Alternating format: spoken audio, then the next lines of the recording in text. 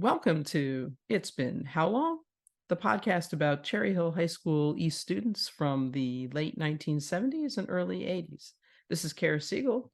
So I'd like to welcome into the studio Debby Yarrish Siegrist today. Hey, Debbie, how are you? Kara, doing good. Look, I wore something special for the occasion. That's awesome. Your letter jacket. Wow. Patches. Look at that. Impressive. It's a little snug though, so I think I'm going to take it off. Okay. Now that I've showed off my medals and letters. Whoa. Impressive. Thank you. Impressive. Not to mention it's 1,000 degrees out and 100% humidity. It's okay here in our air-conditioned home though. Okay. These jackets are heavy. I think it must weigh like 15 pounds. It's all that metal you earned. Well, welcome. So here we are. Thank you. It's 40 good to years be here with you. Yeah, here we are 40 years plus after graduation. And what are you up to? Oh my gosh. Well, mostly either planning a trip or taking a trip. We've been traveling a lot since COVID sort of died down. We put off a couple trips, and now that we can travel again, we've been traveling a lot.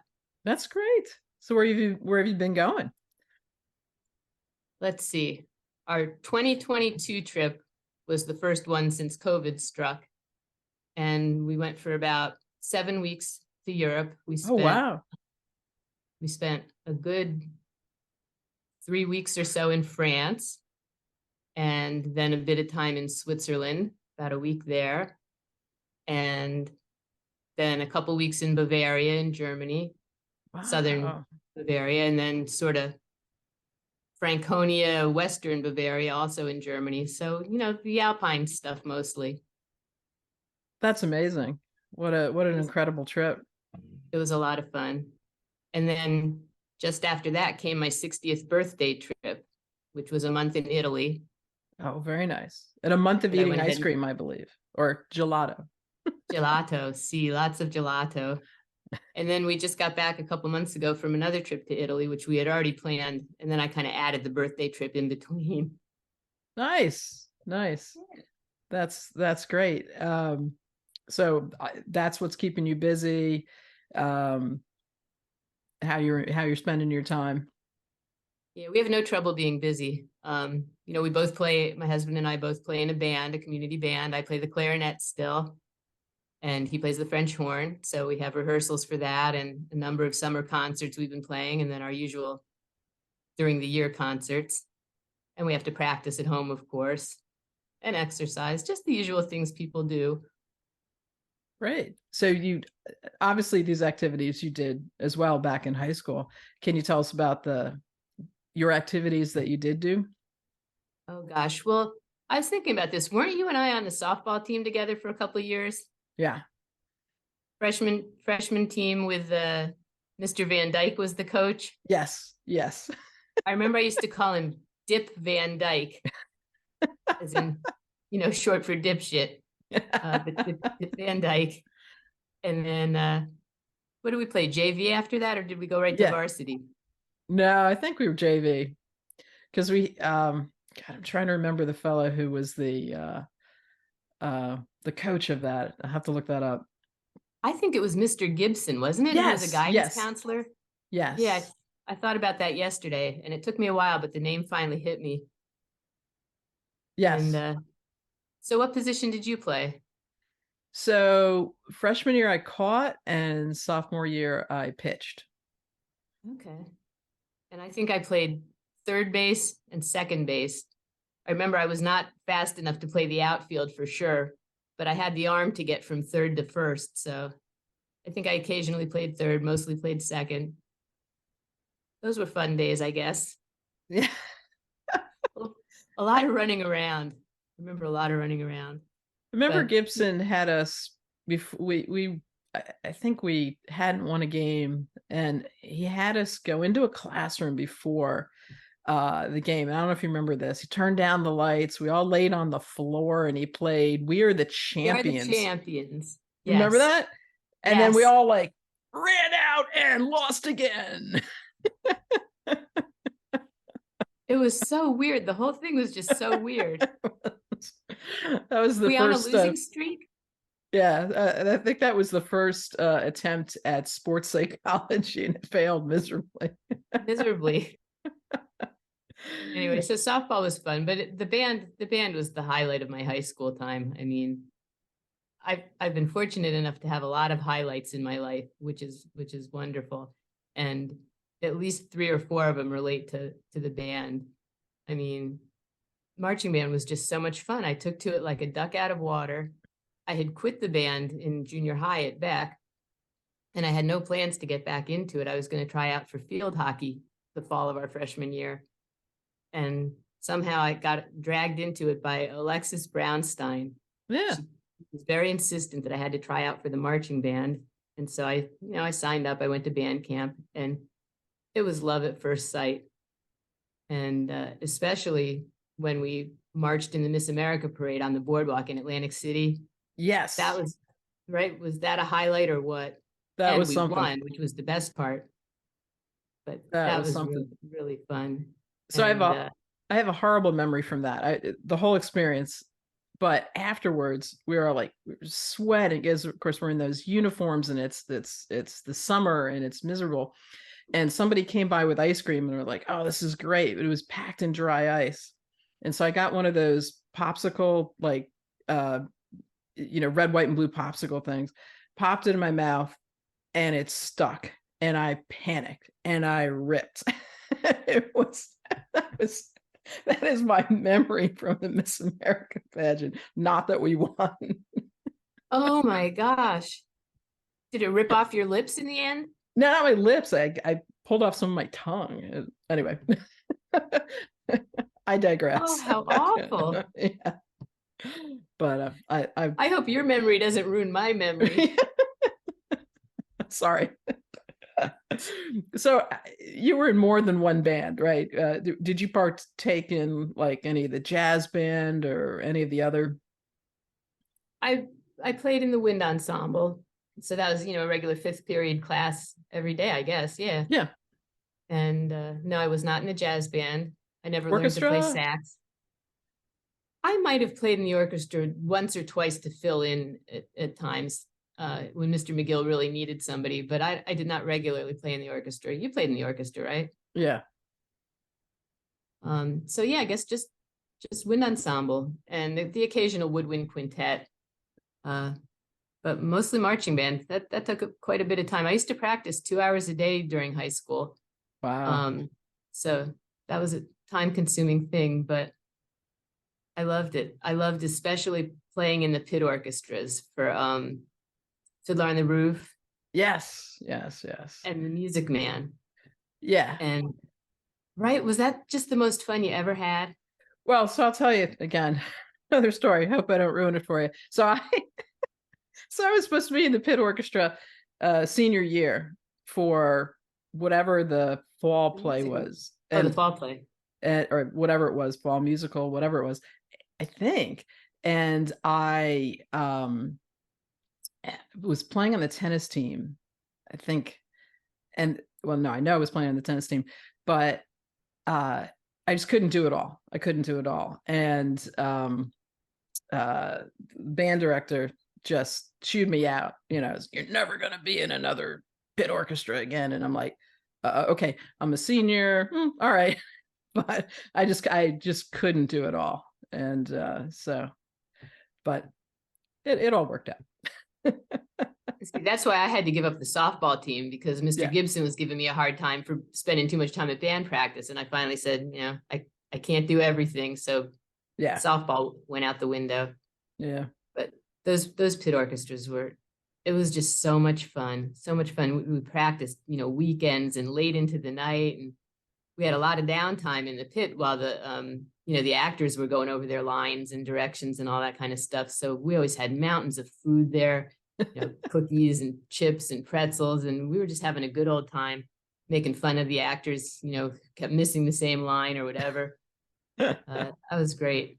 It was just great. Usually I had nothing to interfere with softball because band was a fall sport, if you will, and there wasn't usually a conflict. But the band was getting ready for some big parade. I think it was the Apple Blossom Parade down in Washington, D.C. And we were practicing at most practices by marching around the school, past the ball fields and everything and around the front of the school. And anyway, Mr. Gibson had told me that if I missed one more softball practice for some band reason, he was very anti-band. He said, if I missed one more rehearsal, I was off the team. So here I was, I had to go to marching band rehearsal, and it was my preference anyway over softball. And I knew we were going to be marching around, the ball fields again.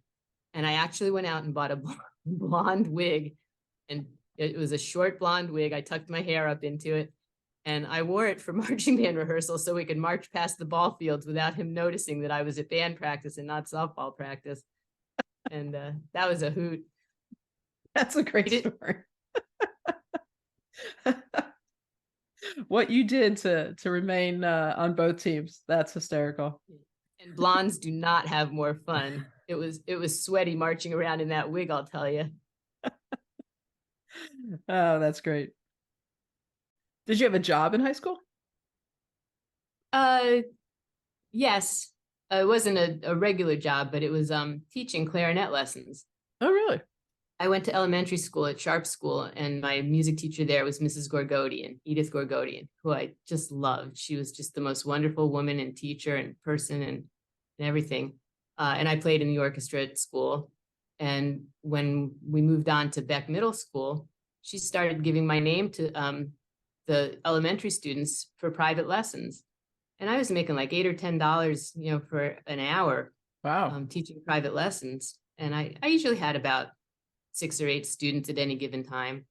So yeah, I guess I did have a job, although, not your normal teenage kind of job. So I made good money teaching the kids. And eventually I saw some of them, get to high school, the older ones, and succeed in the band. And that was nice to know I had, taught them and mentored them a little bit. I used to ride my bike around the neighborhood. I went to their houses mostly. A couple of them came to my house, but mostly I, drove my bicycle around, which of course appealed more to their parents. They were happy to pay a little more and drive a little less. Yeah. And I'd have my clarinet and my bike and driving around, giving lessons. That's great. So what did you do after? I'm sorry, go ahead. Oh, I was going to say the other highlight of my life, which also related to the band, was our band trip to Switzerland at the end of freshman year. And that was awesome. It certainly gave me a good taste for traveling. Oh, yeah. And we had fun just being there, hanging out in Switzerland and playing in various parades and concerts, including one spectacular 4th of July concert in Geneva right before we went home. It was the 4th of July, and they had a big event at the stadium for expatriates. All the Americans in Geneva could show up for the fireworks and the band concert. And it was a beautiful moment. As I recall, now I did not go on that trip, but the story was, who was the baton the woman who let the baton? Penny. It's a Penny, Primavera. Right? Penny, yeah. So she did a fire baton, right? Mm-hmm. And my understanding was, like, as you guys were in your grand finale, all of a sudden the lights went out in the stadium as she was throwing this fire baton, and it wasn't supposedly scheduled, but it happened. You were there. That's true. As far as I remembered, it was not planned. It just happened spontaneously, and it was awesome. It was really awesome. That's fantastic. Yeah. So what did you do after graduation? After graduation from high school, what did I do? I went to college. I went to the University of Maryland, where I was a journalism major, mostly because I was bad at math and science. And I thought I was going to be a journalist when I grew up, I guess, or maybe a teacher of some kind, but I majored in journalism. And I guess I enjoyed the 4 years. I didn't do marching band. I was in the wind ensemble in college. Yeah, I worked a lot of jobs while I was in college too, so I wasn't at class as often as one would have thought. Speaking of that, do you remember Vladimir Vranich, the biology teacher at East? Yes. I saw something he wrote in my yearbook, which was, "Dear Debbie, it was wonderful having you in class, or not in class, as the case may be. I cut his class so often. The good news is he was a good sport about it. But anyway, so yeah, I majored in journalism, and I realized after working on the school paper for a while and, getting more into it, I realized I was never going to be able to ask the hard questions. Like, how do you feel now that your daughter's been run over by a car, or, stuff like that. And I thought, I don't think I want to be a journalist. But at just about the same time, I was taking a constitutional law class, a First Amendment journalism law class, and I really enjoyed, the aspect of precedent and making a puzzle and following how the law evolves and protecting the First Amendment and defending against, uh, things like that. And I decided, you know what, I think I might want to go to law school. Hmm. So I did. But the best thing that happened in college was meeting my husband. I was working full time as a waitress at an IHOP for a couple of years, the 11 to 7 shift mostly, which was kind of interesting. That's 11 at night and 7 in the morning. Oh, Yeah. And I needed a second job. So I took one at a Toys R Us store. I was down in College Park, Maryland, and there was a Toys R Us store nearby in Langley Park, Maryland.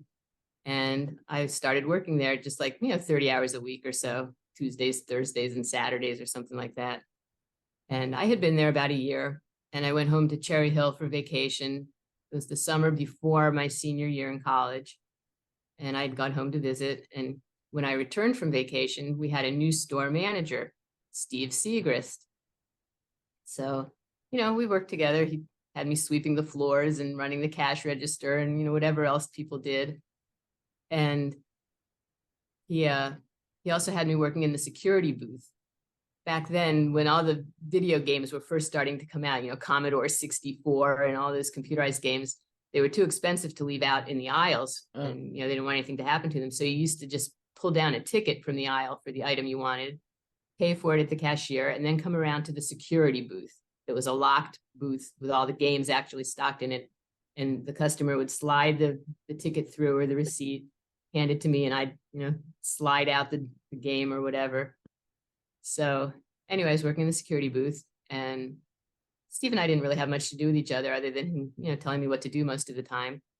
So that was my senior year. We worked together, and it got to be around April or so. And I gave him my notice that I was leaving. I was, quitting the job because I was going up to Boston for law school.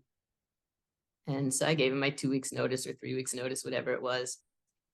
And shortly thereafter, he came into the security booth, and he used to come in every once in a while to check the stock, make sure everything was okay, but not often. And anyway, he came in and he says, "Wow, I really like Chinese food. Do you like Chinese food?" I said, "Yeah, I like Chinese food." And then he went on his way. Next day he's back again. "So yeah, Chinese food's good, huh?" And I said, "Yeah, I like Chinese food." And finally he did it. Like on the third attempt, he said, "Would you like to come out with me for Chinese food one night before you leave?" Like, sure. And I thought it was just kind of a goodbye, dinner between manager and employee, saying thanks for working here, goodbye. But as it turned out, it was a date, which I didn't realize. And they had a very strict non-fraternization policy at Toys R Us. Managers shouldn't be fraternizing with the employees or anything. So he had waited till I gave my 2 weeks notice and then finally asked me out. So obviously things worked out. We had a good date. We went to a Chinese restaurant. Surprise. And we went out 2 or 3 more times before I moved to, back home for the summer in Cherry Hill, and then was going on to Boston. And so I moved back to Cherry Hill. The day I get there, I'm pulling into the driveway. My car is full of all my stuff. And my mother comes out on the front porch. She says, "There's a man on the phone for you. He has a very deep voice." And I went in and got the phone, and it was Steve telling me that he was taking his week's vacation in Cherry Hill that summer, just coincidentally. And he wondered if maybe while he was on his vacation in Cherry Hill, we could get together. So We did, Cherry Hill, the vacation mecca. right? Doesn't everyone go to Cherry Hill on their vacation? If they're lucky enough. Yeah. So, we hung around for his vacation, and then he went back to Virginia where he lived, and I moved on to Boston. We said our goodbyes again. And the day I arrived in Boston, there was a big bouquet of roses waiting for Oh, me. And then wow. about a week later, I got a call from him saying he'd had to have an emergency appendectomy, and he couldn't work. He couldn't work for a couple of weeks. He just needed to rest and relax. But he thought he might like to do that in Boston. So he and his appendixless self came up to Boston, and we hung out again for a couple of weeks. And then we were just a long distance relationship for a couple of years. But I say Jeffrey Giraffe brought us together. Yeah. The Toys R Us. Wow. So so you went to, where'd you go to law school? Boston University. Okay. And then after Boston University, what did you do? Well, I went up to Boston University specifically for law school because they had a dual degree program where you could get your law degree and a master's degree in mass communication at the same time with just like one extra semester, I think, at the end. And so that was my plan, was to, get my master's degree and my law degree and go into libel defense or, any kind of First Amendment defense stuff. And when the time came, I guess we got engaged in February of 1986. So the year before I was going to graduate. And I just wanted to get home and get married and not stay an extra semester in Boston working at my master's degree. So I left without the dual degree, and I moved back to Cherry Hill. I had a judicial clerkship with a Camden County judge, and from there I went to the prosecutor's office, where I was a prosecutor for about 19, close to 20 years. Which prosecutor's office? Burlington County. Okay. And I was chief of the appellate unit for about 18 of those years. So I had a good run of it. And then said goodbye there and worked a couple of years doing contract work and then retired. And here I am. What year did you retire? I guess it was 2019. Okay. I lingered into 2019 a little bit, and then that was the end. We got to the pandemic. I was working in Philadelphia at the time. Didn't want to go back to Philadelphia. Certainly didn't want to commute on a train or sit in this, an airless office. And it was time to do some more traveling. We traveled all throughout our marriage. But, you had to do it within the confines of your vacation time. Sure. Whereas now we can really, spend as much time as we want. Yeah. But it's funny, you hear people say about their spouse, like, oh, he completed me or she completed me. And I don't think anyone needs someone else to complete them. I think it sounds kind of silly. But Steve and I actually really did complete each other, geographically speaking. He had grown up in San Diego and Hawaii mostly.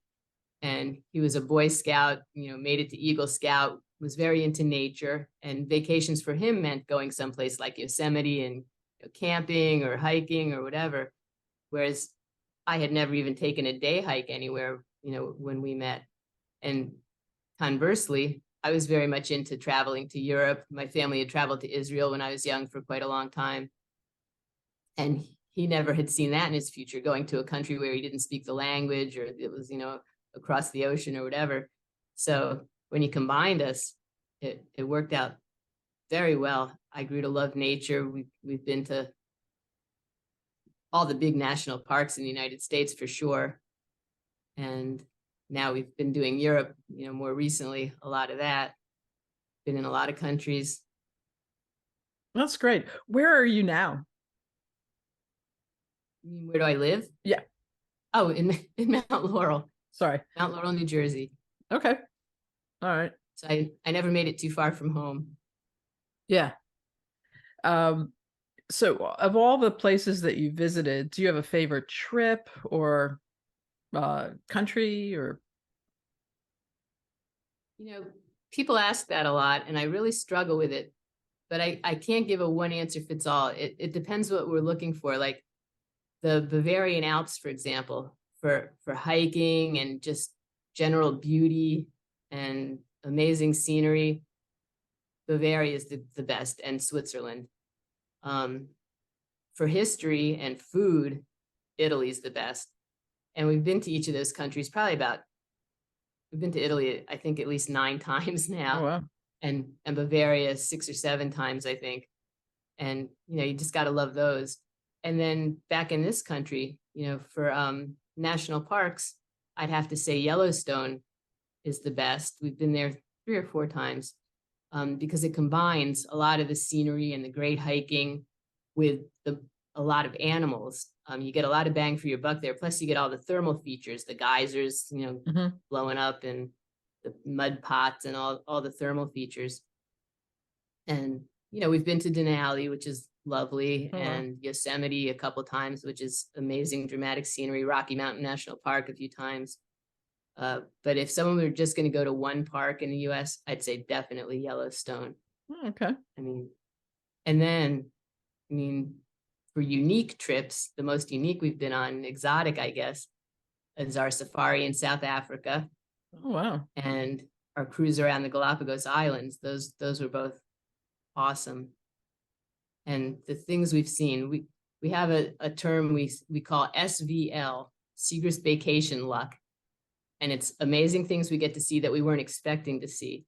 And one of those things was on our Galapagos Island trip. Just before we arrived there, one of the volcanoes started erupting Oh, I think it was on Isabella Island. And so our boat was able to get a modification of our route to take us around that island so we could get as close as possible to the erupting volcano one night.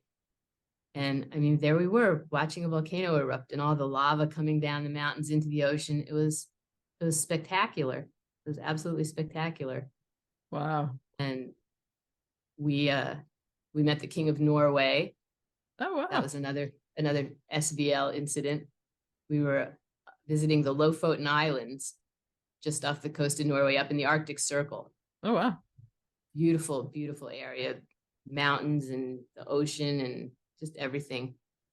And we were staying you've probably seen pictures of them. They have a lot of fishermen's shacks on the coast in Norway. We were staying in Rhine, a little fishing village on a little tiny island, in the Lofotens. And they have these fisherman shacks painted like bright red and bright ochre color. And some of them had been converted for, guests at a hotel. They were the hotel. So we were staying in one of these little fisherman huts, and we arrived and we checked in, at the reception office.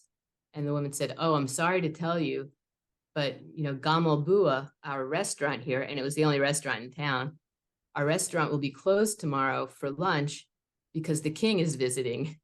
And it turns out it was the King and Queen of Norway's 60th birthday celebration, which they were celebrating by taking the royal yacht on a cruise around Norway, along with a bunch of the other European royals. Like they had the Queen of Sweden and someone from Finland, King Juan Carlos and his wife from Spain.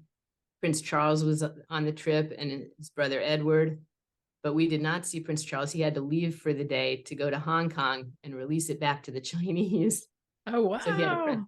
prior engagement. But anyway, so she says, "The restaurant's going to be closed. I'm really sorry. The king's coming."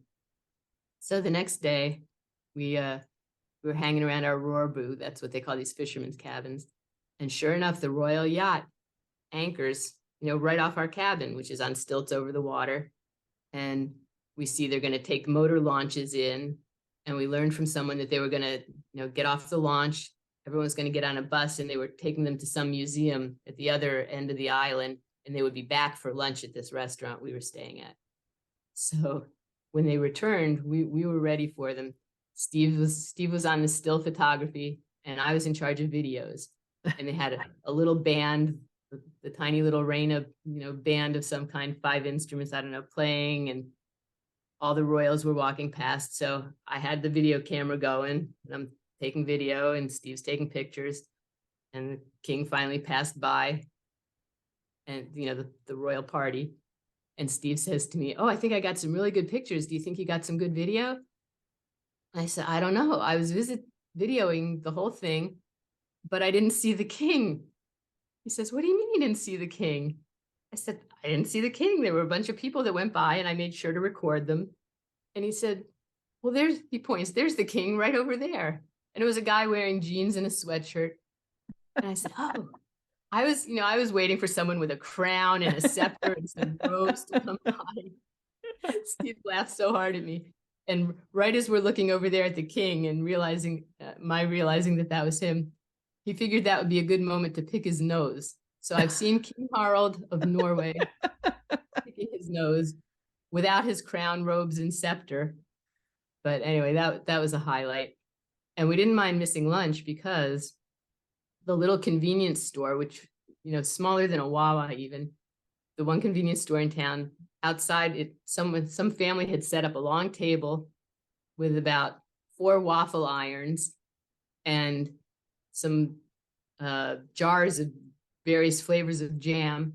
And they had a waffle stand. Waffles are really big in Norway. And we went over there and we had excellent freshly baked waffles for lunch with jam spread on them. And it was a good day. That is something. Wow, what a memory. It was a great memory. And So, yeah, sorry. No, go ahead. Go ahead. Yeah. So, is there a class or a teacher at East that influenced you well beyond high school? Influenced me. No. No, well, nothing influenced me well beyond high school. I had some interesting teachers, I guess. My favorite teacher, and you probably remember him favorably too, is Mr. Loudon. I mean, nobody was as awesome as Mr. Loudon. Freshman band and marching band. Do you remember him? Just the nicest guy and so funny. Vaguely. And Vaguely. yeah, only a vague recollection of Mr. Loudon, huh? Yeah. He used to tell us good stories about the circus band. He played in the Barnum and Bailey circus band when they were in town, and he played in some part of the military, but he always had good stories. And had a very unusual relationship with Mrs. Trapinski, Oh, my yeah. chemistry teacher. Yes. Did you ever have her? Yes. Yes. Yeah. She in fact, I pulled out a note she wrote to me in my autograph book when we were graduating. I'll read it if I may. Please. She says, "Dear Debbie, enjoyed having you in chemistry class, even though your labs never worked out right. Keep your fine sense of humor and good personality. I could always depend on getting a smile from you. I'm sure your future will be bright. Good luck." So she refers to my, labs never working out. And poor Karen Witt was my lab partner in that class. And she suffered right along with me. I mean, we tried, we truly tried to get our labs right. And they just never did. Like if you were supposed to mix 2 things together and they were going to make a yellow powder, we'd get a purple liquid. I mean, just never worked out. And then there were the battery jars. It was just a big, glass beaker we had to use for some labs sometime. And Mrs. Trapinski warned that they were very fragile and very expensive. They cost $50. And if anyone broke one, it was going to cost them $50. And all we did was pick up the battery jar. I think it was me who picked it up off the counter, ran some water in it like we were supposed to, and the bottom fell out and crashed into the sink. And there went the battery jar. But anyway, I was really lucky to have Karen for a lab partner because she was very smart and organized, and she drew up beautiful lab reports, always typed and with a cover and colored pencils. And Wow. That's what saved us, even though we never got the lab right. And I remember on one occasion, we were supposed to have memorized the periodic table of the elements. And which Mrs. is short. It's Trapinski shorter than it is now. Yeah, I know. They keep adding more. It's ridiculous. Mrs. Trapinski was going around the room testing us on it. And she points to me and she says, "Lead. What's the symbol for lead?" And I said, "I don't know." And she said, "I'll give you a hint." I said, "Okay." She says, "It's something you find in a bathroom." And I stared back at her blankly and I said, "Oh, toilet." I was so excited that I got it. Something that you find in a bathroom, toilet. And she shakes her head. And she barks out, plumbing. And then she's obviously waiting for me to say something in return. And I stared at her blankly again.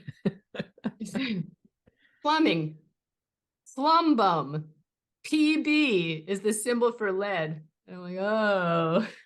So that was one of the most embarrassing episodes of my high school career. She had a good sense of humor about my good sense of humor. That's But great. Did you have a high school sweetheart? I would have to say no to that. Okay. Do you have friends from East that you're still in touch with? Oh, sure, definitely. Especially, Karen Witt, who's been my best friend since the fourth grade, Ah, who we've talked about with regard to Mrs. Trapinski's lab reports. Oh gosh, Deborah Smead, Janet Long Latang, Michelle Kasparian. let's see. And are you're in touch with all these folks um, via Facebook or just aside from that? We've generally stayed in touch aside from Facebook, but now with Facebook, we're all on it. It makes things a lot easier. I mean, one of the saddest things about finishing high school was, you've been with these people. It's like for nine years, maybe all through school. Right. And you know all about them and their lives and what they're doing and what's going on. And then all of a sudden, the door closes, the book ends like right in the middle, and you don't know what happens to everybody. And I always want to know, like, what happened to so-and-so? What did they end up being? What do their kids look like? What kind of pets do they have? And Facebook does that. Yeah. It's wonderful. Like someone like Reggie Wu, for example, we were in the same homeroom, and we discovered that while we had pretty much nothing else in common, we did have the Dallas Cowboys in common. We were both fans.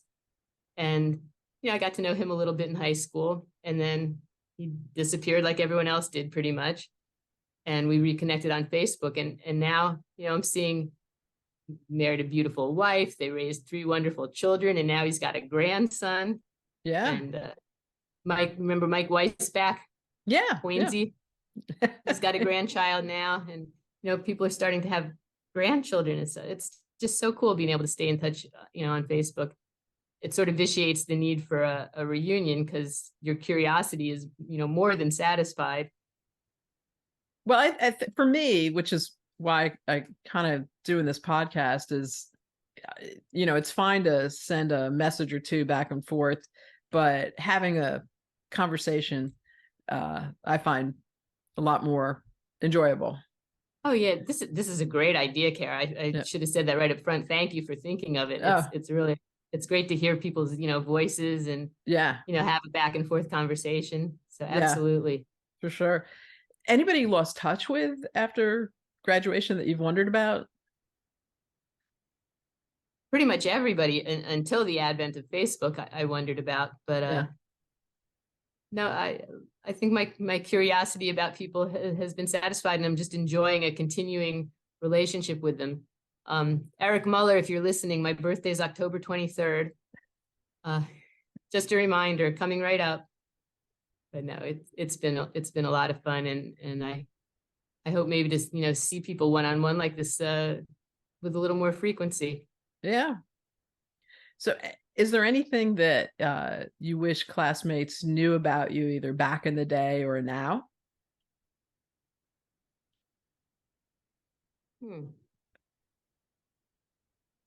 Well, I would say this probably applies to most people who are introverts on the Myers-Briggs scale.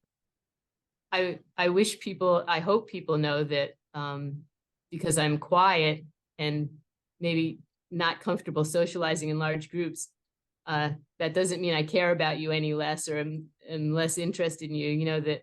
That I do love having friends and getting together with friends, and I just need a little space in between, large groups and stuff like that. I hope nobody's ever taken my quietness personally as an indication of how I feel about them.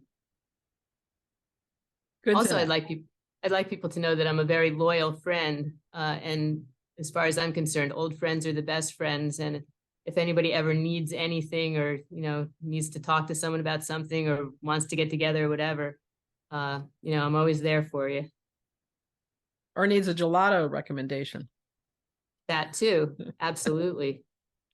Yeah, Uh, we've been through a lot of gelato places. um, have you been back in the building? And if so, when, why, and how did it make you feel? I've been back in the building once.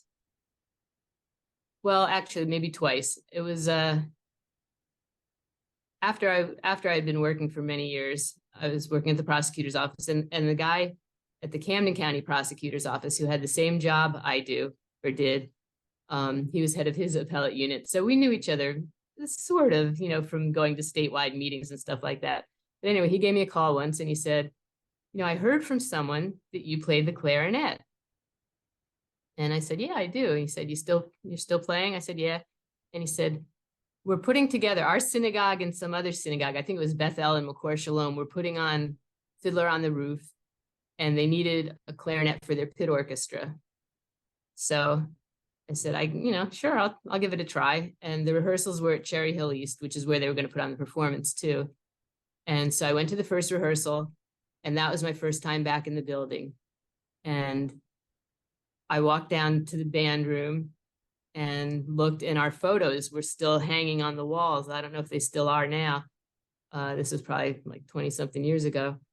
But anyway, it was really overwhelming, being back in the band room with the lockers around in the pictures. And oh yeah, that was the uniform room. And, that was my locker. And I was sort of overcome a little bit. It was very emotional, but in a good way. So I was there for, I guess, the next 2 or 3 weeks for rehearsals and then the performance. And that was the last time I was back. Everything looked smaller than I remembered it. But otherwise about the same. Yeah. Have That's you been cool. back? I saw you outside the building in a Yeah. recent photo. Yeah. No, so I've never been back in the building. One of the folks asked me the same question, one of the other interviews, and we took our kids there to learn how to drive in the parking lot. And the same potholes are still there. So, it's a good experience and one that we can share. Good to know they haven't fixed up the parking lot. No, not at all. So we're back in 1980 and we've just graduated, and you're looking out 40 years. Is this where you expected yourself to be? Wow. You know, I don't think I expected myself to be anywhere. I don't think I ever thought that far ahead.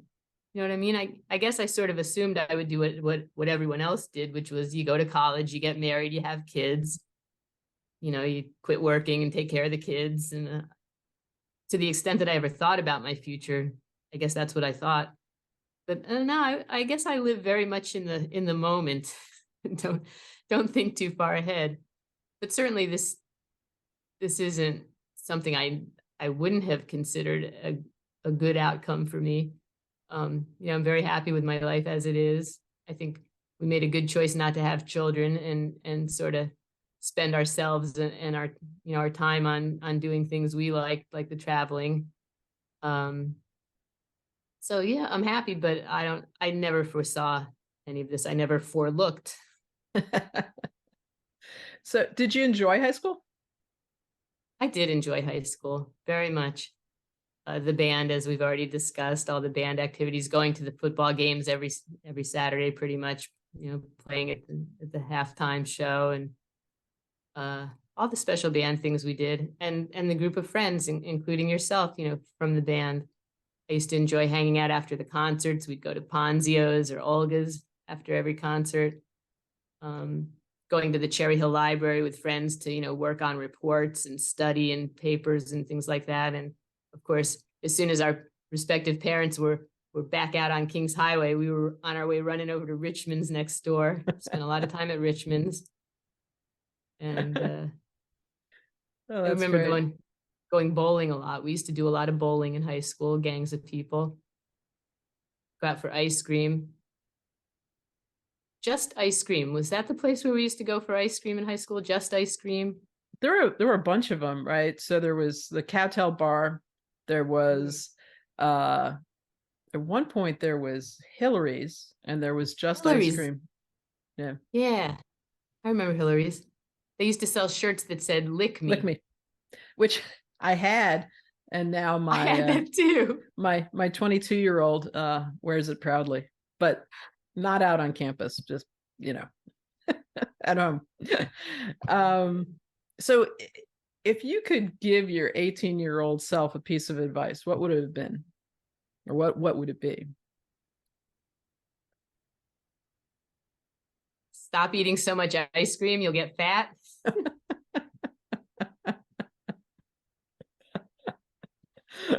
Okay. That about covers it, I think. Or do you really need that other cheesesteak from Big John's? Of course. Or didn't you just have tasty cakes yesterday from the vending machine in the cafeteria? You really need to eat those again. I needed a food monitor to give me advice when I was 18. Serious advice. Just do what makes you happy. Find a way to choose happiness if you can. That's great advice. All right, so I'm calling this the Fast and Furious finish, and it's usually not fast or furious, but sounds good. Did you have a favorite TV show or a favorite movie or a favorite book from back in our high school days? Of the three, it probably would have been a television show. What was good back then? I can't even remember. For me, Love it was Boat. MASH, but Awesome one. Yeah. I think Love Boat was definitely around in the 70s, along with Fantasy Island. I think one came after the other. Yes, that was my Saturday night lineup when I was in college. Love Boat followed by Fantasy Island, 9 o'clock Saturday night and 10 o'clock Saturday night. Yeah, those were good. MASH was priceless. Yeah. Do you remember any other ones? I don't. I don't feel like I had a lot of time in high school to think about what kind of music I like to listen to. Because that was my next question. What was did you have a genre or an artist that you particularly enjoyed? Well, I was sort of like too busy to listen to music too. I was always teaching or practicing or bowling or eating or so whatever. Handel's Water Music, I think it was for me. No, but it's a good one. That's a good one. That's a good one.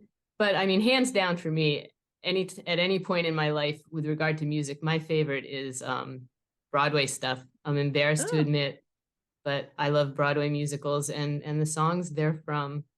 Oh my God, that was my childhood, so that is not embarrassing at all. Yeah, I mean, my mom used to sing them around the house. That's what I grew up with.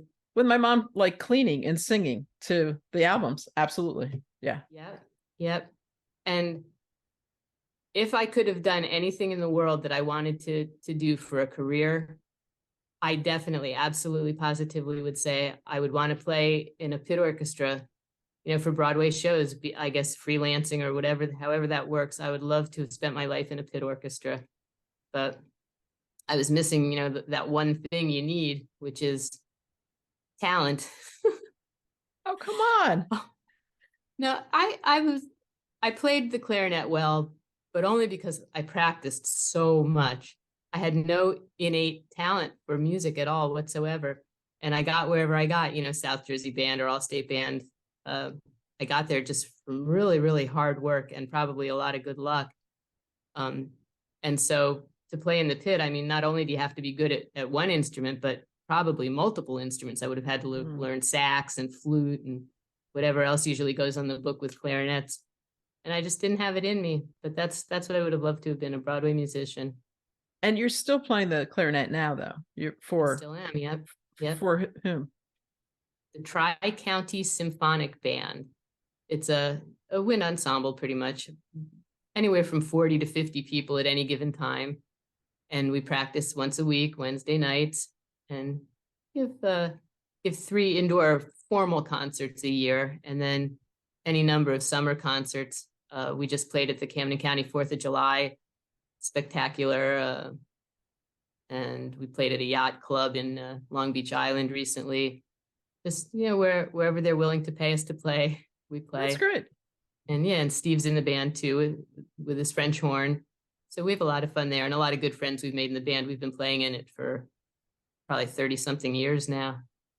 Oh, wow. So That's yeah, great. I do still play. I don't practice 2 hours a day anymore though. I just accept myself with all my flaws. I'm sure it's wonderful.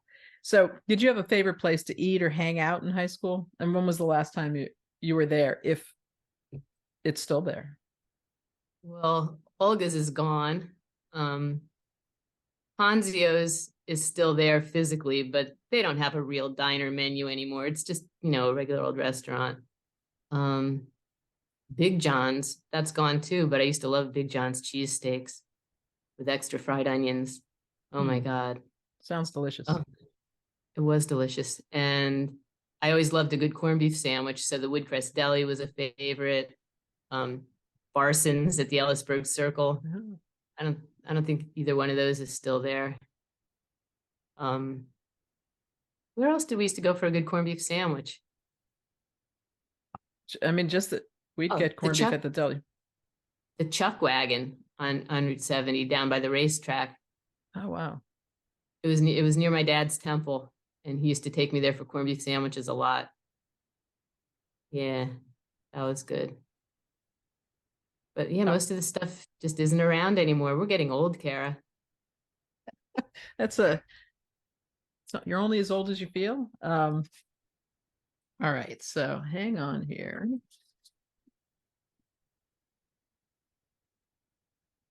All right, where are we? Here we go. Oh, it Get looks like this. you're giving me the finger, Oh, Kara. sorry.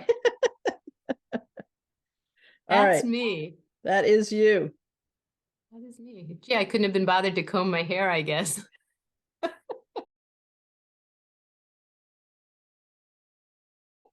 So your quote, treasures most the Dallas Cowboys and your clarinet. That has not changed. That has not changed. My hairdo hasn't changed either. Oh my God, I'm in a lifelong rut. The only thing that got me out of my rut was Steve. Wow. Oh, Oh my wow. gosh. So final question. Why did we have a Western theme to our high school yearbook? I have no idea. Nor Where do did I. that come from? I don't know. Deborah Smead, who is one of the editors, does not know. So my quest is to figure this out. That's a good quest. Like the Yeah. Man of La Mancha. Yeah. Anything else? Any final things you want to tell people? Just a shout out to everyone. Hi. I look forward to seeing all of the rest of you on these podcasts. I really, really look forward to it. And thank you to you, Kara, for doing this. It's quite a project you've taken on. It really is. And I It's fun. appreciate it. I'm sure everyone else appreciates it. Uh, What's your plan? Do you think you can get a majority of our classmates on the podcast? well, let's What do see. we have, like 900? Yeah, there was like 800 people. Yeah, I don't know. I looked on I think Alan Feldman put up a website, or not a website, whatever, a group on Facebook called our 40th year reunion. And there's, I think, 150 something people on that. So I don't know who is on it. I think the algorithm, as I think Rob Thurston pointed out in one of the episodes, you don't know that people are even going to find this unless they're looking for it, or we tell each other. So do post about it.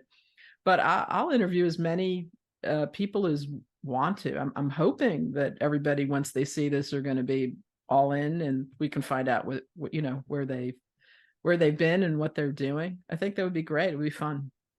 Absolutely. But that's a lot of classmates. Yeah, yeah. But again, at the moment, Facebook is the only avenue I have to be in touch with people.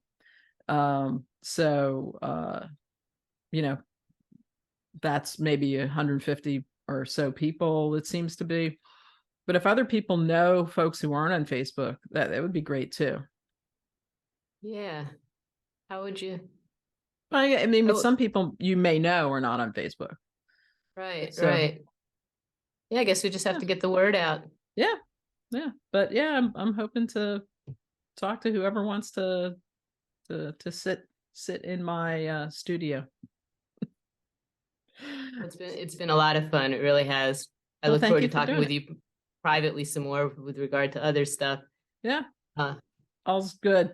Well, enjoy the rest of your summer, Thank you. and You too. we'll chat soon. And thank you for being on It's Been How Long? Thanks, Kara. Take care. Thanks for joining me on It's Been How Long? The podcast about Cherry Hill High School East students from the late 1970s and the early 80s.